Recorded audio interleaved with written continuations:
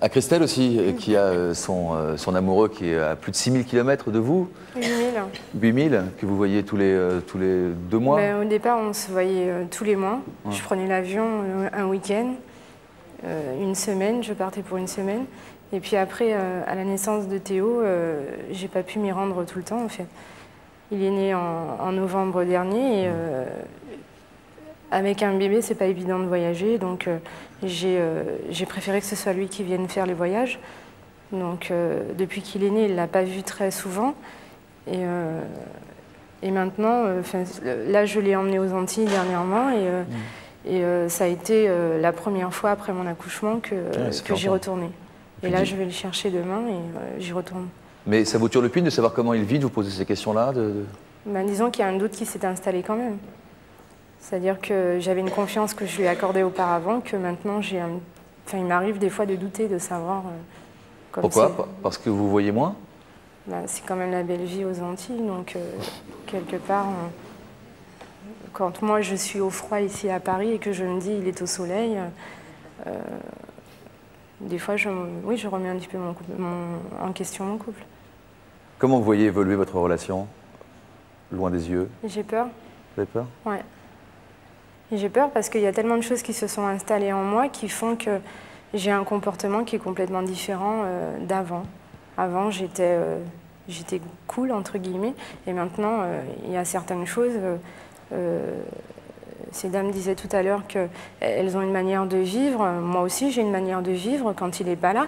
Et du fait que quand il revient, il bouleverse carrément ma manière de faire, ça me perturbe et ça fait que, quelque part, on s'accroche pour un oui ou pour un non.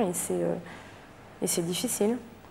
Et vous vous étonnez vous-même d'être comme ça, d'avoir ce comportement? Oui, parce qu'auparavant, je n'étais pas comme ça. J'étais très contente de recevoir, même ça peut être avec lui, ça peut être aussi avec d'autres personnes. Comment ça se fait, ça? Je sais pas. Parce que Léo et Lionel ne sont pas gênés pour balancer leurs enfants en disant c'est de leur faute.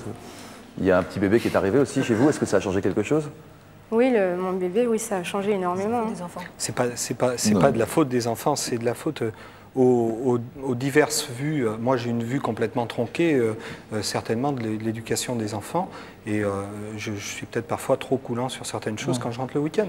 Et elle, qui essaye de les mener dans un chemin bien précis toute la semaine, parce qu'elle doit les contrôler toute la semaine, je viens un peu mettre ma boule dans son jeu de quilles, là. Donc, tout en vous faisant embrasser copieusement à l'arrivée à l'aéroport. Voilà. Oui, mais ça a été une rectification, ouais. Parce qu'à une époque, en fait, Lionel rentrait et c'est comme s'il n'était jamais parti. Il arrivait avec ses bagages et puis tout le monde continuait soit à jouer à l'ordinateur, soit à faire ses devoirs, soit à bouquiner. Ça doit être énervant, ça. Et un jour, il a dit, si c'est comme ça, je ne reviens plus, si tout le monde en a rien à faire. Alors le week-end d'après, on s'est tous concertés, tout le monde lui a sauté au cou. Et c'est resté depuis.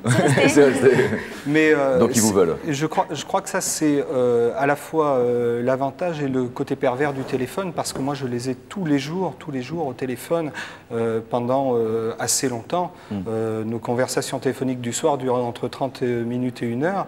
Donc, vous avez un forfait? Vous avez un bon forfait bien négocié? Super forfait.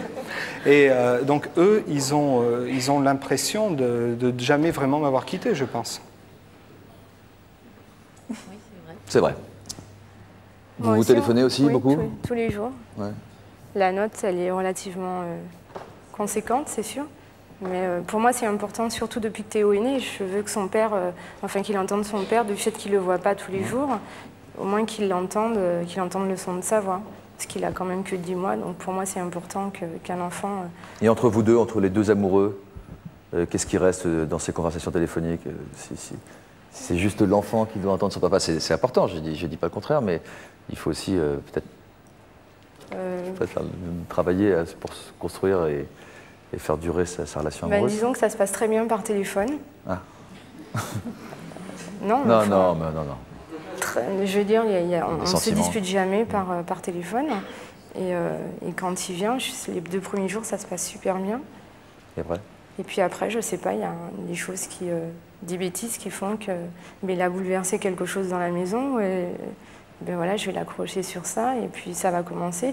Et puis lui, il va pas répondre parce qu'il veut que ça se passe bien pendant son court séjour, parce qu'il arrive des fois qu'il vient juste pour un week-end.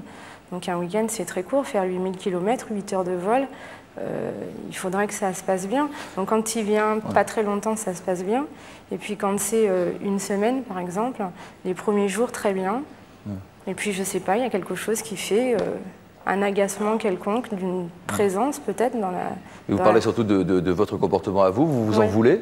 Bah, je m'en veux énormément. Quand il rentre et que je vois qu'il n'est plus là, je me dis, mais zut, j'aurais mieux fait d'essayer de faire en sorte. Donc pour la fois d'après, j'essaye de me retenir, d'être bien.